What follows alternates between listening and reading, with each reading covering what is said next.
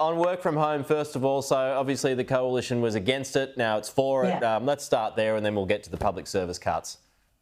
Look, I think that's been a very wise back step. I think that's very good. Look, you can look at it. They've come to their common senses. That's great. There is a lot of people. Childcare is a real problem in this country, mate.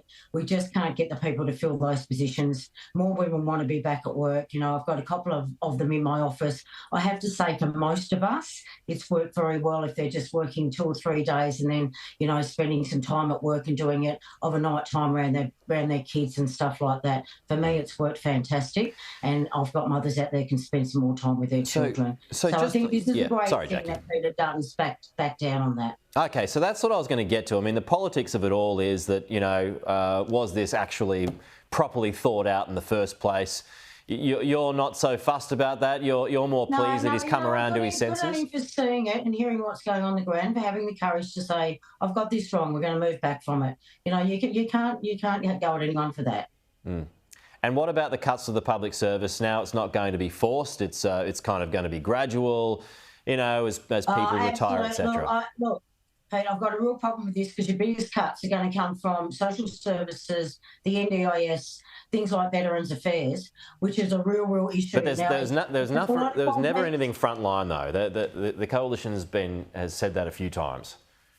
You know, where are you going to cut those public servants from, mate? And the other thing is, you're not looking at Canberra. I mean, they're looking at the rural and regional areas. There's so much instability out there. The last thing we need doing is public servants out there worrying whether or not they're going to be able to pay their house payments in a month's time. Seriously, this is not a time to be doing that. We went through consultancies. We did that for 9 years with the Liberal Party. And every time we went to estimates, it was like, that's got nothing to do with that. That's consultants. You know, enough of that.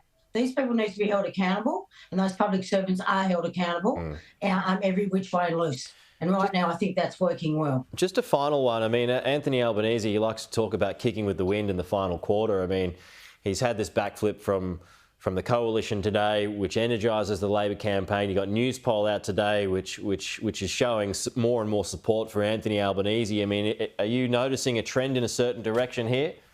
Not exactly. It's pretty normal. But I'll tell you what would help him if he actually done something for small business. Now, COSBOA is screaming, absolutely screaming for those businesses, $20 million and under, you know, to go from that tax rate cut from 25% to 20%. I'm telling you, mate, they don't need to go to 20%. They need 15%. For God's sake, sunset it. Sunset it for 2 years. Yeah. But give these businesses some slack.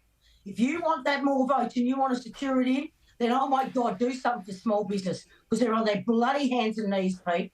Yeah. Absolutely on their hands and knees. No, we spoke about this last week and I was for that too. Should at least be talked about, you know. Yeah, in the business, they promised us, David Pocock and I, to go from 15 to 25. That was the definition of business. They didn't get that done. They lied to us. Now, get it done, for God's sake. When we get straight back up there, we need to move these two things now to save small business. Shops shutting everywhere, mate.